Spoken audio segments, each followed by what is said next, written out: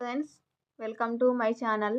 Today మనం 31st July 2025కి సంబంధించిన important current అఫైర్స్ని ఈ వీడియోలో డిస్కస్ చేద్దాము.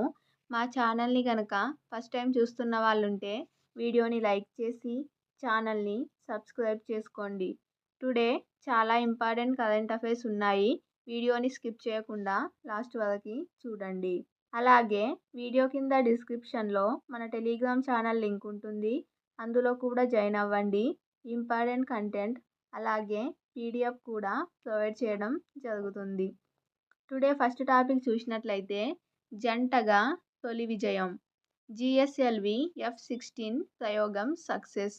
అమెరికా అంతరిక్ష సంస్థ నాసాతో కలిసి భారత అంతరిక్ష పరిశోధన సంస్థ ఇస్రో చేపట్టిన తొలి అంతరిక్ష ప్రయోగం విజయవంతమైంది. ISRO NASA synthetic aperture radar NISAR ఉపగ్రహాన్ని నిర్దేశిత కక్షలోకి నిన్న ప్రవేశపెట్టడం జరిగింది. దీంతో ఇస్రో నాసా 10 ఏళ్ల కృషి ఫలించింది. ఇస్రో ఇప్పటి వరకు జిఎస్ఎల్వి రాకెట్ను జియో సింక్రనస్ ట్రాన్స్ఫర్ ఆర్బిట్ ప్రయోగాలకే ఉపయోగించగా నైసార్ను SSPOలో ప్రవేశపెట్టడానికి తొలిసారి వినియోగించింది. రూ.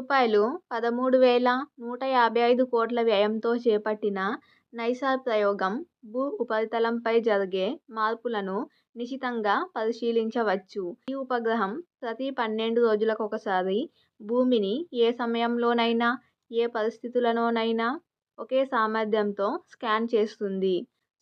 ఇది భూమిని 12 రోజులకొకసారి స్కాన్ చేసి భూ ఉపరితలానికి సంబంధించిన మార్పులను పరిశీలించడానికి ఉపయోగపడుతుంది.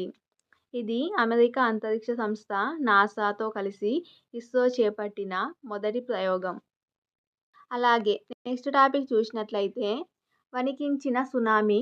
రష్యాలో 8.8 తీవ్రతతో భారీ భూకంపం. రష్యాలో భారీ భూకంపం రిక్టర్ స్కేలుపై 8.8 తీవ్రత నమోదైంది.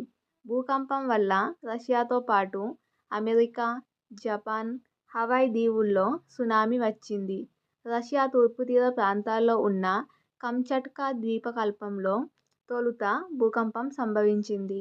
భూకంప కేంద్రం 1,80,000 జనాభా ఉన్న రష్యా నగరం పెట్రోపావ్లోవ్స్కు 119 కిలోమీటర్ల దూరంలో భూకంప కేంద్రాన్ని గుర్తించడం జరిగింది.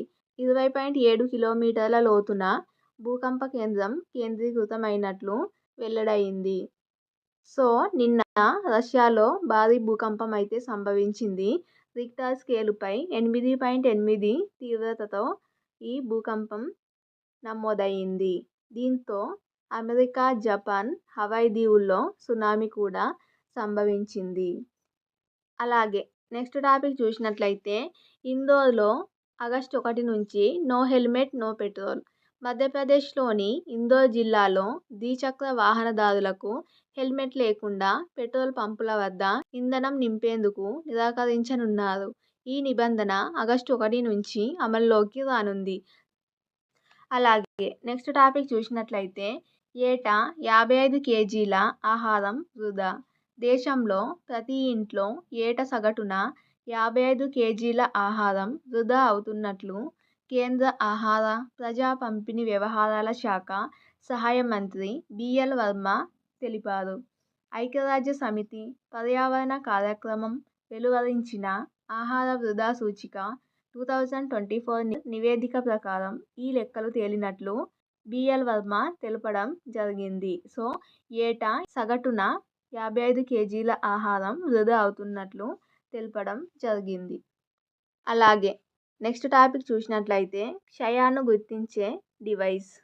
స్మార్ట్ ఫోన్ సహాయంతో క్షయ వ్యాధికారక బ్యాక్టీరియాను కనిపెట్టే డివైస్ పరికరాన్ని అస్సాంలోని తేజ్పూర్ విశ్వవిద్యాలయం పరిశోధకులు కనిపెట్టారు. అలాగే నెక్స్ట్ టాపిక్ చూద్దాము. 14 ఏండ్ల ప్రపంచ రికార్డును బద్దలు. ప్రపంచ స్విమ్మింగ్ ఛాంపియన్షిప్లో కొత్త ప్రపంచ రికార్డు నమోదైంది. ఫ్రాన్స్ స్టార్ స్విమ్మర్ లియోన్ మార్చాండ్ పురుషుల 200 మీటర్ల వ్యక్తిగత మెడ్లీ విభాగంలో కొత్త ప్రపంచ రికార్డును సృష్టించాడు. 200 మీటర్స్ వ్యక్తిగత మెడ్లీ సెమీఫైనల్లో 23 ఏండ్ల మార్చాండ్ 1 మినిట్ 52.61 సెకండ్స్లో ముగించాడు. ఈ క్రమంలో 14 ఏండ్లుగా అమెరికా మేటి స్విమ్మర్ అయిన రాన్ లోర్డ్చే 1 మినిట్ 54 సెకండ్స్ పేరిట ఉన్న ప్రపంచ రికార్డును మార్చాండ్ బద్దలు కొట్టాడు. అలాగే నెక్స్ట్ టాపిక్ చూసినట్లయితే 127 127 ఏండ్ల తర్వాత భారత్కు బుద్ధుని అవశేషాలు 127 ఏండ్ల తర్వాత తిరిగి భారత్కు చేరుకున్నాయి. ఉత్తరప్రదేశ్లోని పిపర్హవా ప్రాంతంలో 1898లో జరిగిన తవ్వకాల్లో ఈ అవశేషాలు బయటపడ్డాయని తెలపడం జరిగింది. వలస పాలన కాలంలో వీటిని తరలించుకుపోయారు. కొన్ని నెలల క్రితం అంతర్జాతీయ వేలంలో కనిపించాయని, వాటిని స్వదేశానికి తిరిగి తెచ్చేందుకు చర్యలు చేపట్టామని ప్రధాని మోదీ ఎక్స్లో తెలపడం జరిగింది. ఇది ఫ్రెండ్స్ టుడే 31 జూలై 2025కి సంబంధించిన important current affairs video. Video నచ్చినట్లయితే లైక్ చేసి ఛానల్ని ఫస్ట్ టైం చూస్తే సబ్స్క్రైబ్ చేసుకోండి. Thank you.